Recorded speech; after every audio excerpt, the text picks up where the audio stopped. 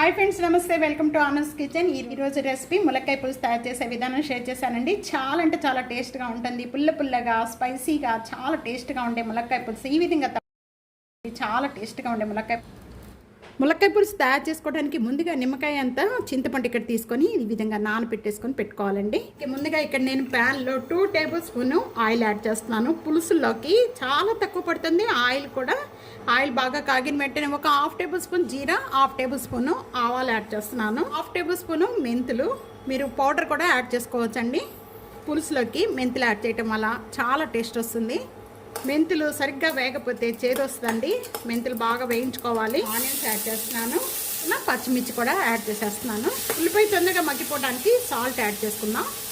1.5 table spoon salt add చేస్తున్నాను నేను. కొద్దిగా కరివేపాకు కూడా యాడ్ చేసేసుకుందామండి. ఉల్లిపాయ మగ్గుతూ ఉండగానే మూత పెట్టేసుకుని ఒక 2 మినిట్స్ మగ్గించుకుందామండి. ఉల్లిపాయ సాఫ్ట్ అయినంత వరకు కూడా మగ్గిపోవాలి. ఓపెన్ చేద్దాం. ఉల్లిపాయ ఈ విధంగా కలర్ చేంజ్ అయిపోయిన వెంటనే ఇక్కడ ములక్కాయలు అన్నీ కూడా యాడ్ చేస్తున్నానండి. పైనంతా కూడా ఈ విధంగా తీసుకోవాలి. బాగా కలుపుకుందాము. ఇక్కడ మీరు ఈ స్టేజీలో మీకు టమాటా కావాలంటే టమాటా యాడ్ చేసుకోవచ్చండి. నేను టమాటా యాడ్ చేస్తలేదు. పులుసులో టమాటా యాడ్ చేయడం వల్ల కొద్దిగా తీపి వచ్చేస్తుందండి. నానబెట్టిన గుజ్జు అంతా కూడా ఈ విధంగా యాడ్ చేసేసుకున్నాం. ఒక 1 మినిట్ వరకు కూడా ఈ విధంగా మగ్గిపోతే మీడియం ఫ్లేమ్లో పెట్టేసేసుకొని ఆ పులుపు అంతా కూడా బాగా ములక్కాయలకి బాగా పడుతుందండి.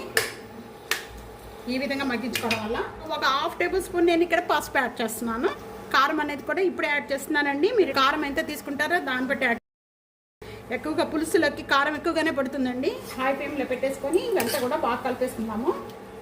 కొత్తిమీర యాడ్ చేస్తున్నానండి.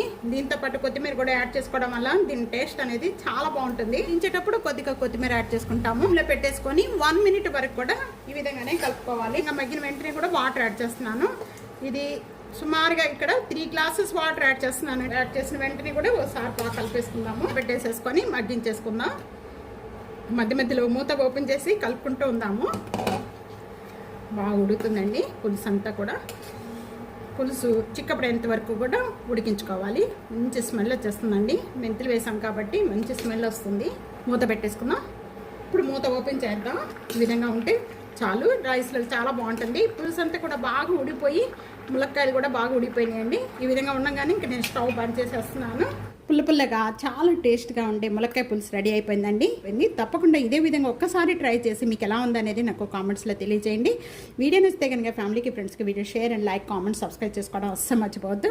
Thank you for watching.